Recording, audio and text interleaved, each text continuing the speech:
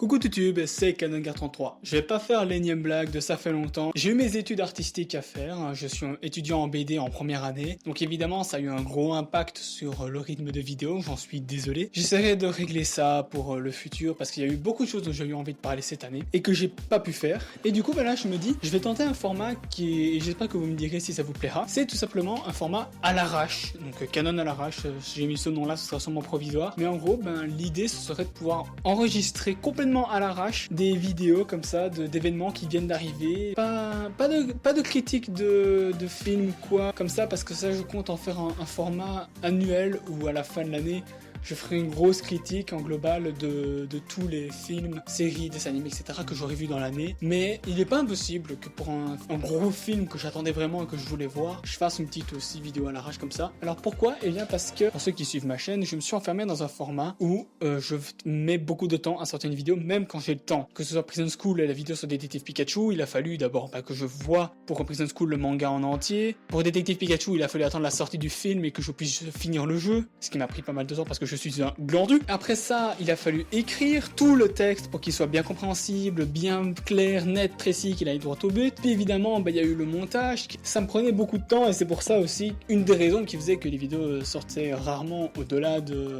mon emploi du temps. C'était tout simplement le fait de créer la vidéo qui prenait du temps. C'est parce que mes textes, je les écris pas du tout à l'arrache et je les pense, repense et re-repense. Je les relis plusieurs fois. Je mets un bon paquet de temps à les écrire, même quand la vidéo fait genre Détective Pikachu, elle fait quoi, une dizaine de minutes, il m'a fallu une bonne semaine pour écrire entièrement le texte et en être satisfait. Et là, du coup, comme c'est pas un sujet qui me tient vraiment beaucoup à cœur et que j'ai vraiment juste envie d'en parler, de partager mon opinion dessus, et j'ai eu envie, voilà, il y a eu le live PlayStation 5 de Sony qui a révélé donc la console et les exclus, enfin pas forcément que des exclus, mais énormément de jeux qui vont tourner sur cette console. Il y a eu des perles dedans, je veux en parler, et comme je peux pas le faire dans un format vraiment travaillé parce que sinon la vidéo sortirait dans 2 semaines, voire plus, et ça me gaverait parce que c'est pas un sujet qui me demande vraiment beaucoup de... Disons que je suis pas un fan de PlayStation, voilà. Là on en vient au point de pourquoi je fais ça à l'arrache. Je suis pas un fan de PlayStation à la base. Disons que je crache pas sur la console, pas du tout. Je suis pas non plus en mode PC Master Race, non, c'est juste que j'ai que des consoles Nintendo. Ma première console c'était la DS, puis j'ai eu la Wii, puis la 3DS, j'ai pas eu la Wii U mais j'ai eu la Switch. Et du coup, j'ai jamais eu de console Sony. Alors pourquoi? La raison est simple, c'est parce que quand j'ai comparé niveau budget ce que je pouvais m'offrir, il y avait qu'une seule des deux consoles que je pouvais me prendre, et la PS4 me tentait moins que la Switch parce que la Switch je savais bien qu'elle allait avoir les jeux Mario, Zelda, Smash Bros, et c'est des jeux que j'aime beaucoup, tandis que sur PS4 je savais pas exactement ce qu'il allait avoir. Et aujourd'hui je peux dire qu'il y a des jeux qui m'y intéressent, le Spider-Man PS4, Horizon Zero Dawn que j'ai pu tester et qui est une perle, le remake de Ratchet & Clank aussi, et il y a plein d'autres exclus PS4, j'en oublie sûrement Persona, voilà, Persona aussi, j'ai envie de tester le Persona 5, puisque, on met Joker dans Smash, mais on met pas Persona 5 sur Switch, Bon, là n'est pas le sujet. Et du coup, la PS5 m'intéresse parce qu'il y a possiblement une rétrocompatibilité avec la PS4. Du coup, je pourrais avoir les exclus PS5 qui m'intéressent personnellement et avoir les exclus PS4 que j'ai pas pu avoir. Du coup, je prendrais peut-être la PS5 si j'en ai les moyens et l'occasion. On verra, ça dépendra du prix. Je pense pas que je la prendrai Day One de toute façon. Mais voilà. Et du coup, voilà. Je tiens à pouvoir parler de ce live PS5 que j'ai pris grand plaisir à suivre, mais je veux pas y consacrer une vidéo hyper travaillée parce que je considère pas ça nécessaire. Bref, cette intro était beaucoup trop longue. On va donc parler des différentes annonces qui sont apparues dans ce direct et je vous donne complètement mon opinion après, je connaîtrai pas certaines licences, voilà, ce sera mon opinion à moi. C'est subjectif, Donc j'espère quand même que la vidéo vous plaira. Du coup, là ils ont commencé évidemment avec... ça, je m'y attendais complètement, un trailer qui montre voilà l'évolution des PlayStation à travers les époques et tout, regardez les graphismes comme ils sont beaux. Oui, écoutez, moi comme j'ai jamais eu de PlayStation, ça m'a pas forcément marqué. Bon, j'ai revu des jeux que j'ai suivis avec des let's play ou quoi, genre God of War, ou j'ai suivi aussi un let's play de The Last Guardian avec Squeezie. Enfin bref, c'est des jeux que j'ai vus mais que j'ai pas joué, du coup ça m'a pas plus marqué de ça, mais je suppose que ça a dû faire un petit feels quand même pour ceux qui ont grandi avec la PlayStation. Ensuite, ils ont parlé de GTA 5. Alors GTA 5, c'est pas que c'est un jeu que je m'en fous, c'est que disons que c'est un jeu qui m'a jamais vraiment attiré, parce que voilà, je sais que c'est un jeu bac à sable, que ça pourrait sûrement me plaire en multijoueur, mais voilà, c'était pas le genre de jeu non plus qui m'a attiré, c'est les jeux cambriolage, braquage, etc. Voilà, c'est juste personnellement pas ma tasse de thé. Donc voilà, ils en ont remis une couche, ils sont pas montré GTA 6, je peux comprendre, ça se trouve le jeu est encore en développement, ils peuvent pas encore montrer les premières images. Les gens ont beaucoup râlé sur ça, mais moi je me dis tant pis, c'est pas grave, hein, on verra dans les prochains mois. Mais voilà, GTA 5 du coup, qui aura un lien avec la PlayStation 5, j'ai pas trop bien compris, genre ils vont offrir le PlayStation Online, non le GTA Online sur PlayStation 5, mais voilà, donc moi je trouve ça bien pour les fans de GTA, et en attendant, bah moi GTA je l'ai eu gratuitement via Epic Games, donc j'y jouerai peut-être un jour quand j'aurai le PC adéquat. En attendant, bah voilà, c'était pas vraiment ma tasse de thé, donc j'ai pas grand chose à dire sur GTA. Ensuite, bah, du coup, un jeu qui m'a beaucoup plus intéressé, c'est le jeu Spider-Man Miles Morales. Alors, évidemment, je pense que je suis pas le seul à penser comme ça. Miles Morales, je l'ai connu grâce à Spider-Verse, un excellent film d'animation que je ne peux que vous recommander. Et donc, oui, c'est pas vraiment un DLC, apparemment, si j'ai bien compris, ce serait le jeu Spider-Man PS4 qui ressortirait sur PS5, mais avec une extension qui est une histoire entière consacrée à Miles. Bah, franchement, alors... je pense que du coup, ceux qui ont acheté le jeu Spider-Man PS4, si c'est bien ça, mais ils l'ont dans le cul. Mais concrètement, moi je trouve ça très cool. Enfin, je trouve que le jeu Miles Morales pourra être super intéressant. J'aime beaucoup le personnage de Miles. Il a des pouvoirs assez intéressants et qui sont différents de ceux de Spider-Man. Il peut se rendre invisible, il peut faire des coups d'électrochoc. Enfin, c'est un gameplay assez différent de Spider-Man tout en restant dans le côté très acrobatique de Spider-Man. Personnellement, je suis assez hypé. Donc j'attends de voir la suite, tout comme j'attends de voir Spider-Verse 2. Et du coup, ben voilà, j'espère vraiment que le jeu sera aussi bien que ce que j'en attends et que je pourrai l'avoir. Hein. Ensuite, on a eu alors Gran Turismo. Alors, je vais être... je vais décevoir des gens, je suis pas du tout un fan de Gran Turismo. Déjà moi les jeux... En fait, je suis pas un fan de voiture. Déjà de base, je suis pas un fan de voiture, donc ça aide pas. Et le seul jeu de course que j'ai vraiment accroché, c'était Mario Kart. Et du coup, Gran Turismo, il est un peu entré par une oreille et sorti par l'autre. Quand je l'ai vu le trailer, je me suis dit, waouh, le jeu est quand même super beau. Ça c'est une prouesse graphique, j'ai rien à redire. Mais après, ils ont montré le gameplay.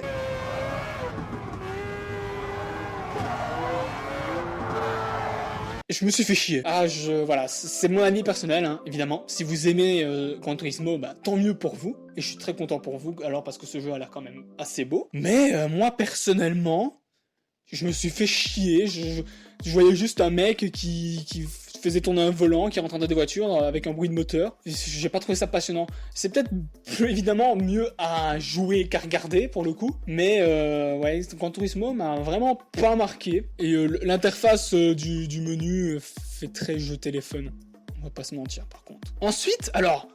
là, c'est grosse annonce, parce que c'est le retour d'une licence, enfin retour, on avait déjà commencé ce retour, mais pas en grande pompe, le retour d'une licence d'Insomniac Games, qui a fait beaucoup parler d'elle, parce qu'elle est quand même excellente, mais c'est une licence justement que moi j'ai pas connue, parce que évidemment, c'était une exclue PlayStation, et comme je vous dis, j'ai jamais eu de PlayStation. Du coup, j'ai connu ce héros très tard en fait. Tout comme j'ai connu Sly Cooper et Jak and Daxter très tard, c'est la licence Ratchet & Clank. Parce que oui, Ratchet & Clank, ils sont revenus avec un remake du premier jeu, c'est même plutôt un reboot, parce qu'apparemment il y a eu pas mal de changements. Il y avait eu un film aussi, que j'ai trouvé sympa. Et du coup, on a eu droit, enfin, à un trailer pour un nouveau jeu Ratchet & Clank, qui sera sur PS5, qui s'appelle Ratchet & Clank Rift Apart, donc déchiré. Et alors...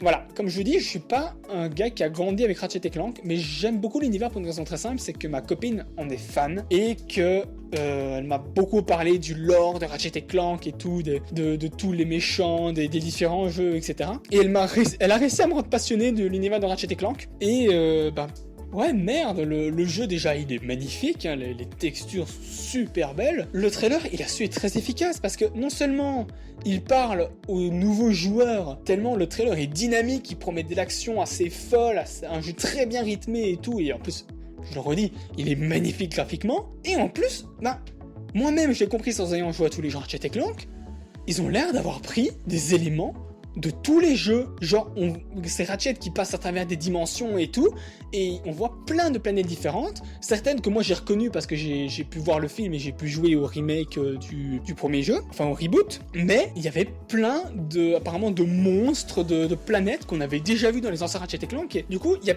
peut-être moyen que ce soit un truc genre avec un délire de l'espace-temps, etc. Genre, j'ai cru comprendre qu'il y avait eu un jeu Ratchet & Clank qui était centré sur une distorsion du temps, Crack in Time, qui était apparemment d'ailleurs un des meilleurs jeux Ratchet & Clank, d'après ce que j'ai entendu. Et ben là, ce serait peut-être une distorsion de l'espace. Toutes les planètes, toutes les dimensions s'enchevêtrent, se brisent et se connectent d'une manière assez chaotique. Ça promet un jeu assez ouf. Et puis, évidemment, à la fin du trailer, hein, la Lombax femelle, je pouvais pas ne pas en parler. Je veux dire, même moi qui ne connais pas Ratchet & Clank, je sais que c'est ouf de voir un personnage comme ça.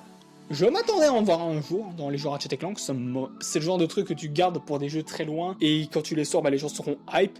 Et je sens qu'il va y avoir, et il y a déjà eu beaucoup de porno sur elle, on peut le dire.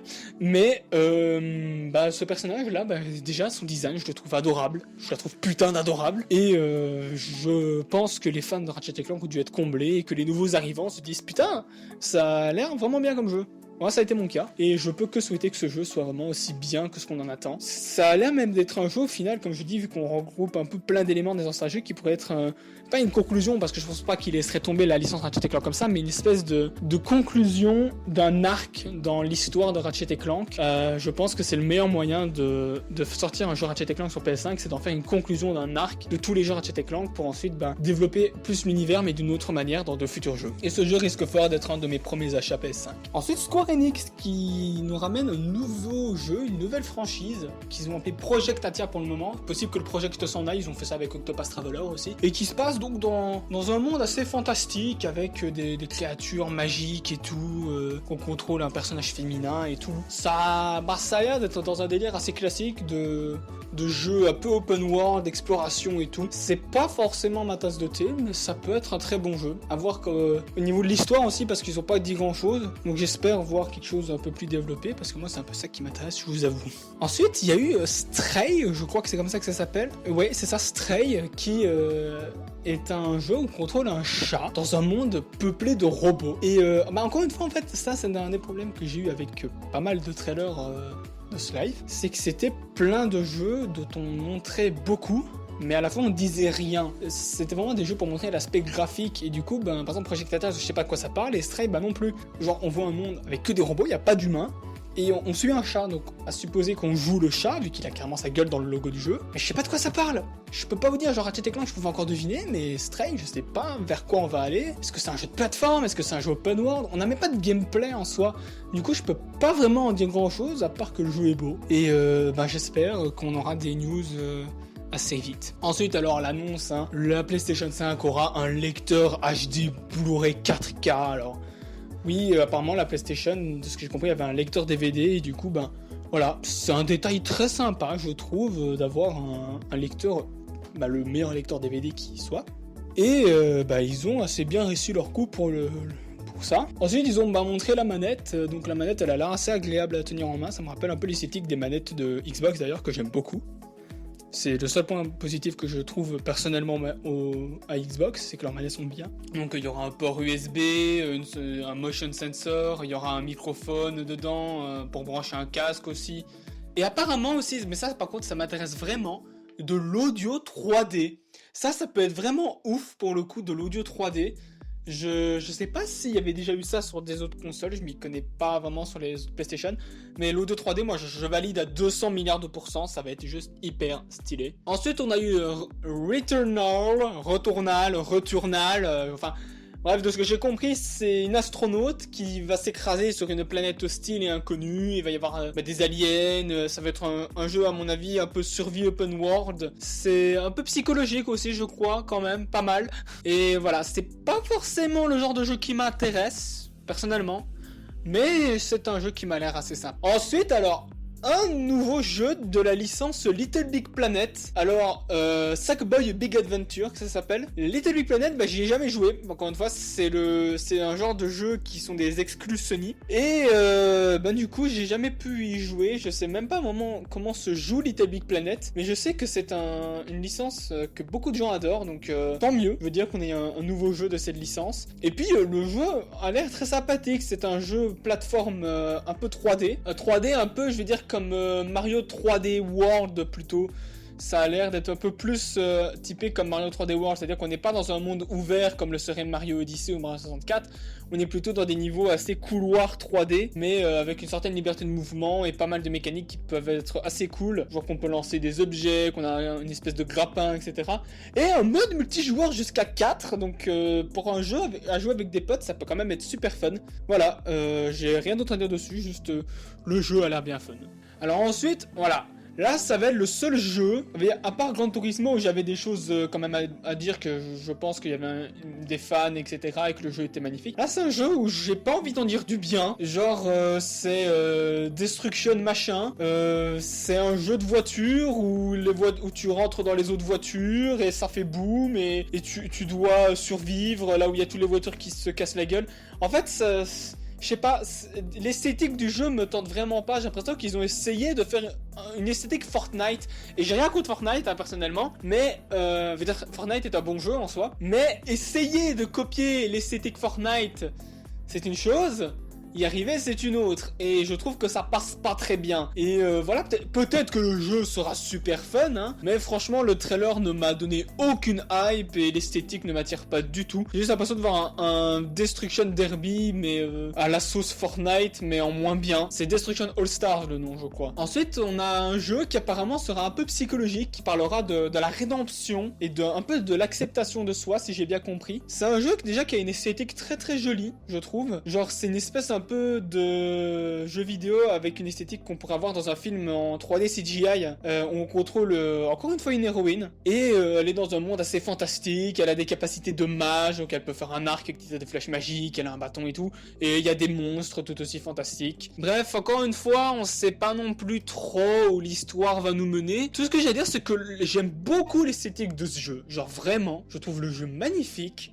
Il pourrait être très sympa à jouer, ça a l'air d'être un monde un peu open world et tout. J'attends juste d'en savoir un peu plus sur l'histoire, et le jeu se nomme donc, j'ai oublié de le dire encore une fois, je suis désolé, Kena Bridge of Spirits, donc Kena, le pont des esprits. Voilà, donc ça peut, à mon sens, être un excellent jeu. Alors ensuite, on a Goodbye Volcano High. Alors, j'ai le même problème avec ce jeu qu'avec Stray, et comme je l'ai dit de plein d'autres jeux de ce live, il y a une esthétique très jolie, c'est tout cartoon, c'est avec techniquement des furies, hein, des animaux anthropomorphes. Adolescent, l'animation est très très mignonne, ça a l'air d'être assez sympathique, mais on sait pas de quoi ça parle en fait. Genre globalement, on voit plein de monstres, parce que ils ont des apparences animales, mais ça reste des animaux qui n'existent pas en vrai. On a une espèce de lézard avec des cornes et des ailes. Enfin, ça a l'air de se passer dans un lycée, Volcano High pour le coup. C'est un coup de cœur visuel pour moi parce que je trouve le jeu très beau, les dessins sont magnifiques,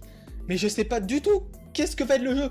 On ne sait pas quel genre de jeu ça va être, on ne sait pas l'histoire de ce jeu, on sait rien, on sait juste l'esthétique et l'apparence des personnages. Du coup, j'attends d'en voir plus parce que pour le moment, pour moi, c'est assez vide. Ensuite, on a droit à un nouveau jeu je sais pas si c'est une franchise ou quoi, Oddworld, donc avec plein de petites créatures. Ce sera un jeu de plateforme. Alors, j'en ai pas grand chose à dire parce qu'il m'attire pas trop. C'est Oddworld Soulstorm.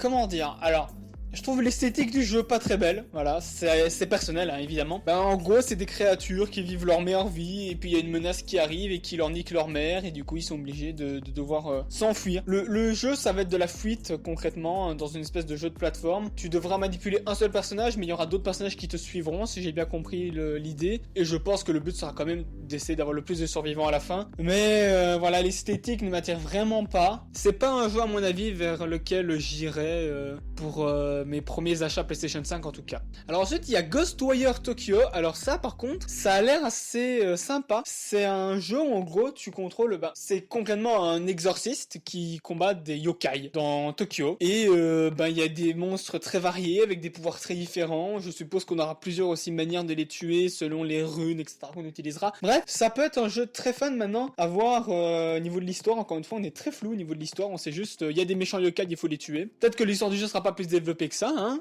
c'est pas un souci. Mais pour l'instant, c'est comme les autres, on ne sait pas plus que ce que je vous ai dit là. À part que le jeu, encore une fois, je vais pas me répéter, mais les jeux sont globalement tous assez beaux à voir. Qu'est-ce que cela donnera. Alors ensuite, on a Jet the Far Shore. Excusez mon accent anglais. Alors, de ce que j'ai compris, la planète Terre est devenue une planète de merde. On est dans un futur apocalyptique. Et donc l'humanité a fouillé dans un énorme vaisseau spatial. Et là, le but sera, je pense, de trouver une planète viable sur laquelle vivre. Donc ce sera très certainement un jeu d'expansion, un jeu de gestion et d'exploration aussi. Maintenant, l'esthétique du jeu est assez sinistre.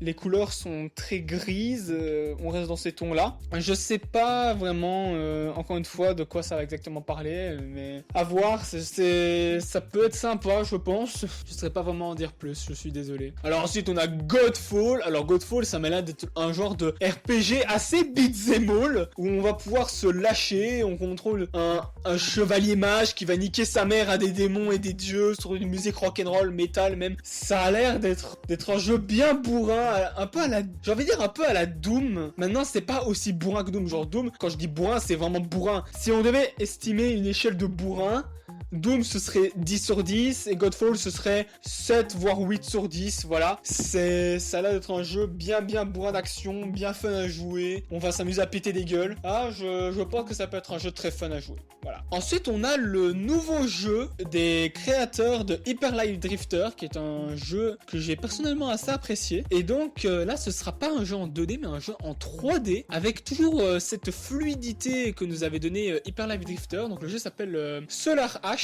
Ça a l'air d'être un jeu plateforme assez... de ce que nous montre le trailer, ça a l'air d'être un jeu assez open world. D'ailleurs, c'est pas du tout en mode plagiat ou quoi, mais l'intro m'a fait un peu penser à Breath of the Wild. Le héros qui se réveille, qui sort de la caverne et qui voit un monde gigantesque. Ça m'a fait un peu penser à l'intro de Breath of the Wild. Bref, l'esthétique du jeu est superbe. Le jeu Hyper Light Drifter m'avait beaucoup plu, donc je pense que Solar Ash, s'il est dans la même veine mais en 3D, ça pourrait vraiment être bien. Donc voilà, j'attends de voir ce que nous réserve ce jeu. Ensuite, Hitman 3. Voilà, pour ceux qui connaîtraient pas la licence Hitman, c'est une licence où on joue un tueur à gages qui se nomme Hitman et qui a pour but En gros, le but du jeu, c'est on te donne une mission et tu dois tuer ta cible. Pour ça, en fait, t'as à chaque fois plusieurs méthodes. Tu peux soit l'empoisonner, soit tout simplement l'étrangler. Évidemment, faut pas se faire repérer, ça va être discret. C'est vraiment être un tueur à gages, agent secret. Ça fait plaisir de voir Hitman avoir un nouvel opus sur la PS5. Et personnellement, j'ai acheté les premiers Hitman sur Steam et j'ai eu Hitman Absolution, je ne sais pas, sur GOG. GOG l'offre gratuitement pendant 72 heures. Si jamais ces vidéos sortent assez vite, comme ça vous le saurez. Que dire de plus que les Hitman, c'est un jeu d'infiltration très bien géré. Comme je vous dis, il y a plusieurs méthodes pour aller tuer ses adversaires. Du coup, ça peut être vraiment très sympa de voir comment ils vont inclure peut-être des nouvelles méthodes de meurtre. C'est un peu horrible dit comme ça en vrai, mais c'est ça Hitman. Donc j'attends de voir encore une fois. Vous m'entendrez le dire beaucoup de fois, mais en même temps, comme je vous le dis, je me répète une dernière fois, la plupart des trailers sont très flous. Donc je peux pas dire plus que ce qu'on me montre en fait.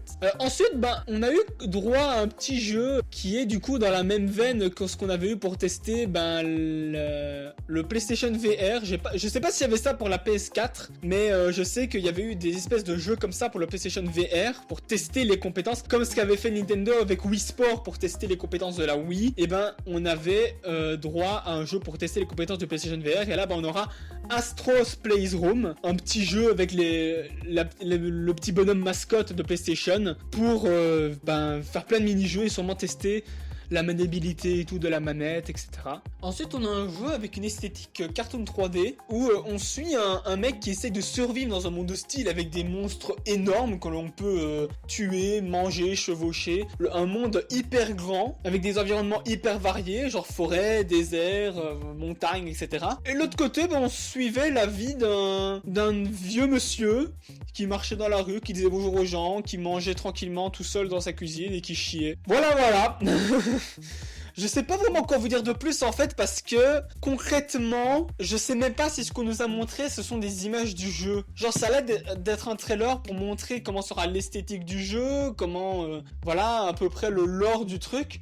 mais ça a pas l'air d'être des images qu'on retrouvera dans le jeu, donc je sais même pas quoi vous en dire. À part le nom, Little Devil Inside. Donc voilà, je peux pas en dire plus en fait, parce que le trailer montre juste ce que je vous ai dit. Un homme qui survit dans la nature avec des monstres gigantesques et qui peut les bouffer ou les tuer et les apprivoiser. Et à côté, tu suis la vie d'un vieil homme qui se fait chier, ou parfois qui chie littéralement. Donc voilà. Je sais pas trop quoi en dire, on verra ce que ça donnera quand on aura plus d'informations. Ensuite, ils ont montré NBA 2K21, le nouvel opus de la licence NBA, le fameux jeu de basket. Alors c'est de la même manière que FIFA pour moi, je suis pas un fan de jeux de sport à proprement parler, parce que déjà je suis pas fan, par exemple FIFA je suis pas fan de foot, le basket j'aime encore y jouer, mais sans plus, et jouer à un jeu de basket comme NBA ça me tente absolument pas, personnellement, encore une fois, je rappelle que c'est mon avis personnel sur la question, et du coup ben, ça me fait ni chaud ni froid. Le seul truc que j'ai à dire sur NBA 2K21 c'est que si les graphismes sont ceux qu'on a dans le trailer, c'est quand même vachement impressionnant. Alors ensuite on a un jeu par les créateurs de Octodad, et c'est l'un des jeux qui m'a le moins hypé du trailer. En gros, ben, on est sur une île où il y a des morses. Des morses qui parlent et en gros, ben, la bouffe, genre les fraises, les sandwichs, les hamburgers, un peu comme dans Tempête de boulettes géantes 2, c'est devenu des êtres vivants et les espèces de morses les bouffent pour acquérir leur capacité. Et donc apparemment le but du jeu sera de les capturer et de les bouffer, donc le jeu s'appelle Bugsnax. Voilà, on verra, mais personnellement c'est l'un des jeux qui m'a le moins hypé. Alors que ça se trouve il est très fun, hein. Un jeu qui se promet un peu open world, ou alors à la limite un jeu un peu comme Mario Odyssey, donc avec plusieurs îles différentes, où on pourra avoir des pouvoirs selon la bouffe qu'on mange. Ça peut être fun, mais le trailer m'a vraiment pas hypé. Ensuite, un remake du jeu Demon's Souls. Alors, j'ai jamais joué à Demon's Souls, mais de ce que j'ai compris, c'est un jeu qui a lancé la franchise Dark Souls. De ce que j'ai à dire moi de ça, c'est que effectivement, quand on nous a montré ça, je me suis dit que c'était soit Skyrim, puis après j'ai très vite switché sur Dark Souls. Et en effet, oui, c'est parce qu'apparemment ce serait la prémisse des jeux Dark Souls. Et le jeu est très très beau. Il y a plein de monstres hyper variés, donc concrètement on a un dragon, on a une ombre géante, on a des gargouilles, des squelettes, des chevaliers, des mages, des démons géants. Bref, tout un bestiaire de créatures fantastiques assez horrifiques. Le jeu a l'air beau, mais putain par contre, je trouve la plupart des jeux de ce direct assez beaux, la plupart, pas tous, mais celui-là m'avait marqué parce qu'il m'avait vraiment épaté au niveau des graphismes. Et voilà, je sais pas si c'est le genre de jeu que moi je jouerai encore une fois, mais je sais que ça va faire plaisir à beaucoup de gens. Ensuite, on a un jeu français, Cocorico. Je suis belge, j'en ai rien à foutre. Ce qui s'appelle Deathloop. Donc apparemment le jeu serait avec une histoire centrée sur le joueur, d'après ce que les développeurs disent. Et du coup, ce qu'est ce jeu, c'est un jeu FPS où on aura plusieurs manières d'attaquer nos adversaires. On aura des pouvoirs, on pourra les balancer sur les côtés ou en haut, tirer avec 2 flingues, et surtout, je pense que c'est là que vient le nom Deathloop, on pourra rebobiner pour réeffectuer certaines actions selon certaines circonstances. Donc ça peut être très sympa selon comment c'est géré. Maintenant voilà, le genre FPS c'est pas un genre de jeu qui moi personnellement me plaît beaucoup, donc je suis pas plus marqué que ça. Et voilà, alors ça pour moi c'était The Annonce, j'étais la méga hype. Resident Evil 8. Et oui, je dis 8 parce que je suis belge. Alors, le truc étant que, voilà, Resident Evil, j'ai connu cette licence très tard, ok ? Mon premier jeu Resident Evil, ça a été Révélation 2 avec la démo sur 3DS, et je me suis chié dessus. Et après, j'ai pu découvrir le jeu grâce à mes amis de la Wesker Full Power. Est-ce qu'il y en a qui m'ont connu via la Wesker Full Power et qui sont sur cette chaîne? Parce que, voilà, simplement, la Wesker Full Power, c'est une chaîne que j'ai toujours, on va reprendre les vidéos, avec Lumano et Monsieur Tchétché. C'est avec eux que je me suis lancé sur YouTube à la base, avec tout simplement des let's play sur Resident Evil. Et notre premier let's play qui était sur Resident Evil 7. Pourquoi ce jeu? Parce que Monsieur Tchétché en était très fan, et du coup, était très fan de la franchise Resident Evil. Et du coup, on s'est dit, allez, on n'a qu'à faire ce jeu. C'est sur PlayStation, donc on pourra enregistrer directement nos sessions de jeu, et puis après on aura qu'à faire le montage, etc. Et putain, qu'est-ce que j'ai aimé ce jeu, qu'est-ce que j'ai aimé faire ce let's play avec eux. Je pense que le fait de l'avoir fait avec eux m'a fait encore plus apprécier le jeu, mais déjà de base, Resident Evil 7 est à mon sens un excellent jeu, et Resident Evil 8 a l'air d'être vraiment dans le même type de trame scénaristique, avec une contamination et tout, sauf que là, du coup, Déjà, on a un décor beaucoup plus large, hein, on ne sera pas cloîtré dans la maison et à la limite le jardin. On a l'air d'avoir, comme le dit le titre, on aura apparemment tout un village qui subira les effets de la contamination des virus d'Umbrella. Apparemment aussi, on rejouera Ethan, le protagoniste de Resident Evil 7. J'ai beaucoup de mal à comprendre quelle raison va faire que l'on joue à nouveau Ethan. Soit c'est que ce mec a la pire poisse qui soit de se retrouver encore embarqué dans ce genre d'histoire, ou alors tout simplement moi ce que j'en pense c'est que Ethan a refait sa vie donc dans ce village qui va subir une nouvelle contamination qui va mener à ce que ceux qui nettoient les merdes d'Umbrella interviennent, et c'est pour cela d'ailleurs que on a Chris Redfield qui a fait son retour dans le jeu et qui sera beaucoup plus présent parce qu'il ne sera pas juste à la fin du jeu ou dans un DLC, il sera le personnage qui suivra normalement et qui accompagnera Ethan dans son aventure. Et peut-être même un ami m'a fait la réflexion que peut-être que Ethan a rejoint l'association de Chris Redfield. Après ça m'étonnerait quand même parce que Ethan n'est pas quelqu'un de combattant à la base. La raison pour laquelle il se bat contre les Baker dans le jeu Resident Evil 7, c'est par un concours de circonstances, ce n'est pas parce qu'il a été envoyé là-bas en mission. Du coup, je ne sais vraiment pas quelle sera l'histoire du jeu parce qu'en fait, ce trailer, voilà, encore le même problème. C'est un trailer qui montre énormément de choses. Il montre le lore, les nouveaux monstres, les personnages, la qualité des graphiques, tous les décors et tout. Il montre le retour de Chris Redfield et de Ethan, mais on sait rien de l'histoire. Donc voilà, j'espère qu'on aura un éclaircissement sur l'histoire après parce que le jeu a vraiment classe, les nouveaux monstres aussi, et je peux que être hypé en fait. Ensuite on a eu Pragmata qui m'a pas plus marqué que ça parce que j'étais encore trop dans ma hype Resident Evil 8, et qui est un jeu où il va y avoir la gravité qui va se renverser, donc le monde va être complètement chamboulé et on n'en sait pas plus. Voilà, je suis désolé. En même temps le jeu est fait pour sortir en 2022, donc je pense pas qu'ils ont prévu de montrer grand chose. Et ensuite, alors par contre là aussi j'ai eu un relan de hype. En fait le PlayStation Live, le début m'a hypé de ouf, la moitié j'étais en mode oh c'est sympa, et puis la fin j'ai explosé parce qu'on a la suite de Horizon Zero Dawn.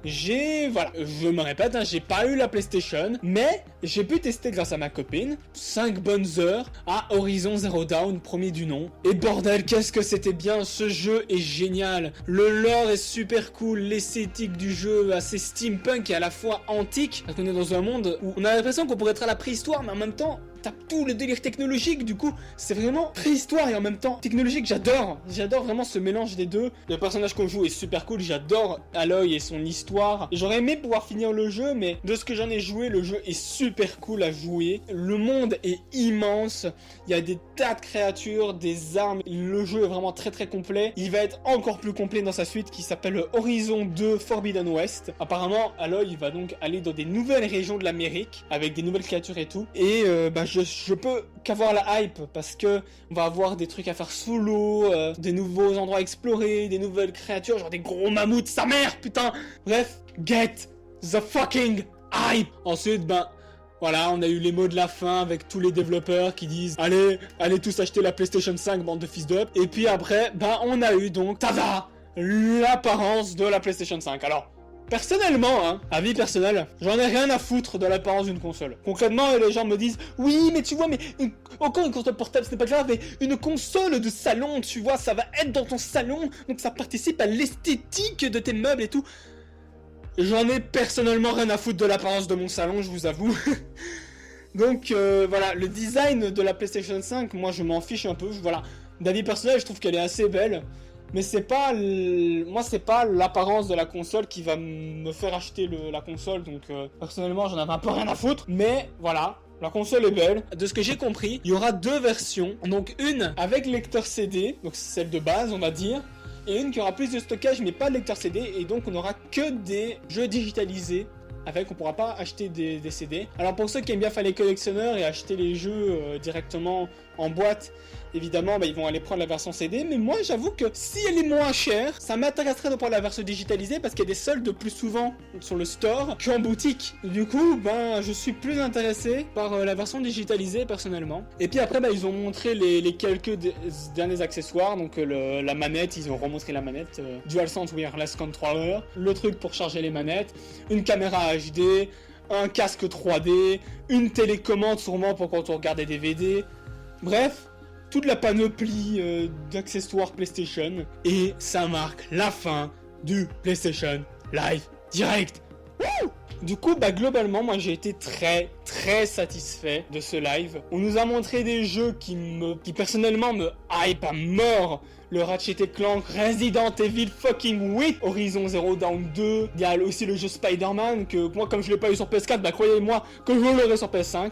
Donc voilà, pour moi, évidemment, ça va dépendre du prix. Mais la PS5 est une console qui m'intéresse beaucoup. Et ça m'intéresserait encore plus si elle était rétro-compatible PS4. Je sais pas si ça a été confirmé. Il y a de grosses rumeurs à ce niveau-là. Et c'est très fort probable que ce soit le cas. Et j'aimerais vraiment que ce soit le cas. Parce que comme ça, je pourrais jouer aux exclus PS4 que je n'ai pas pu jouer. Et je pourrais aussi, en même temps, découvrir les exclus PS5. Et voilà.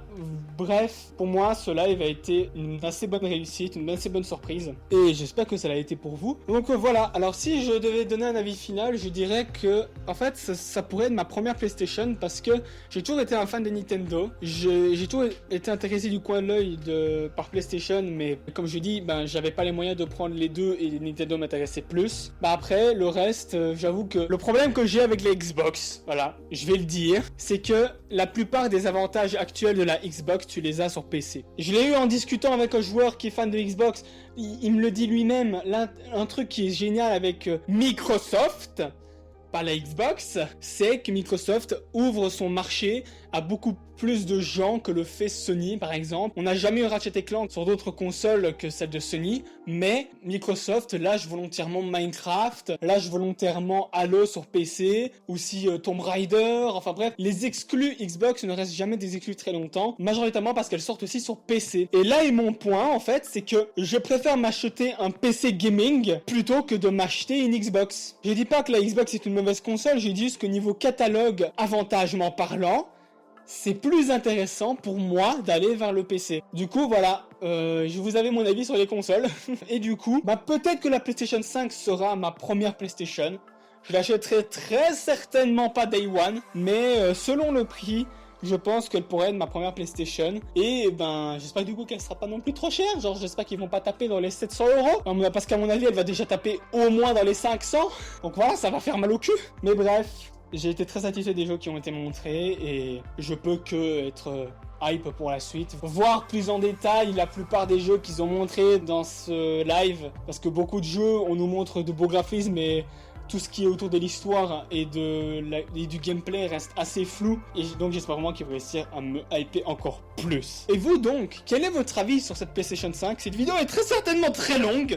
Parce que j'adore beaucoup parler quand je parle à l'arrache. Mais voilà, j'espère qu'elle vous aura plu. N'hésitez pas à me dire en commentaire votre avis sur la PlayStation 5. Est-ce qu'elle vous intéresse ? Quel jeu vous intéresse ou ne vous intéresse pas ?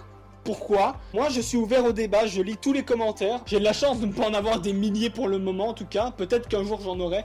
Je sais pas, j'ai pas de telles ambitions pour le moment. Mais en général je réponds à tous les commentaires. Donc n'hésitez pas. N'hésitez pas à vous abonner. Dites-moi aussi, s'il vous plaît, est-ce que du coup ça vous intéresserait que je refasse des formats à l'arrache comme ça ? Genre vraiment, est-ce que cela vous intéresserait ? Parce que selon vos réponses, moi ça va m'aider à influencer le contenu de ma chaîne, ce qui ferait qu'il pourrait y avoir des vidéos plus souvent parce que c'est pas des vidéos qui me demandent beaucoup de travail. Dites-moi tout ce que vous en pensez. Et sur ce, c'était Canonguer33, n'hésitez pas à vous abonner, laisser un commentaire, j'aime, bla bla bla bla bla bla bla bla. Je vous dis à la prochaine. Tchuss.